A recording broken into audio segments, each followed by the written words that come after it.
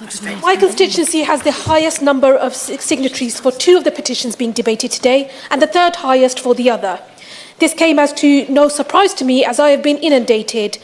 The situation in Gaza has been the topic of the greatest amount of representations I have ever received. And of course, having grown up in the area, the anti-war and anti-imperialist values held very strongly in East London have shaped me as a person long before being elected to this House. I share the absolute horror at the disregard for Palestinian life that has been displayed across the political establishment. It is estimated that the Gaza death toll has increased by 40% compared to before the temporary humanitarian truce. The staggering level of civilian deaths that is happening as we speak is horrifying. The human rights abuses are horrendous. Time and time again, my constituents ask me, how is this being allowed to happen? What is it about Palestinian people that means that for this government and the political establishment, there appears to be no limit as to what can be done to them, no limit as to how many can die, and no care as to their rights? Why is it that when Palestinian children die in unprecedented numbers, there is so little outrage? And why is it that when Palestinian women are killed, it is barely even acknowledged? Why is it that for Palestinians and those showing solidarity, they are told they cannot even express pain at their suffering? Why is it that the Palestinian flag seems to be the only national flag in the world that people are being told is unacceptable? It is also important to recognise that following the 7th of October attacks, there has been a stark increase in the attacks on Muslims, including attacks and hostility against individuals and mosques, including children targeted at school, death threats and physical attacks.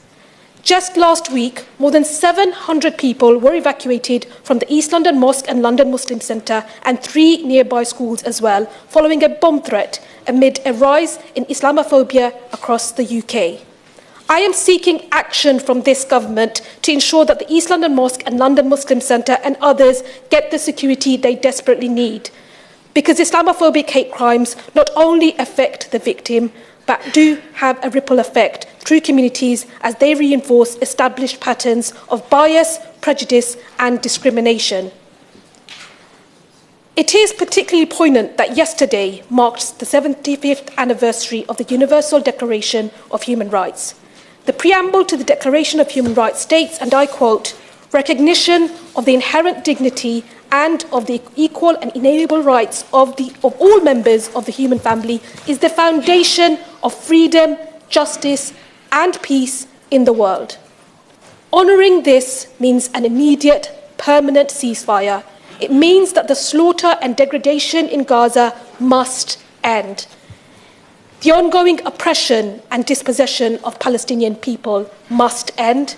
The illegal settlement programme must end. The forced evictions must end. And the illegal occupation of Palestine must end. And yes, there must be an immediate recognition of the state of Palestine. But what we see instead with their latest veto is the US government enabling immense civilian suffering, a staggering death toll and an unprecedented humanitarian catastrophe. And the UK government's refusal to support a ceasefire will be paid for by death, destruction and suffering of innocent civilians.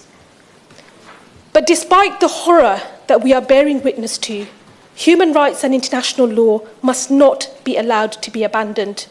And more people all over the world are speaking out to protect humanity from further destruction.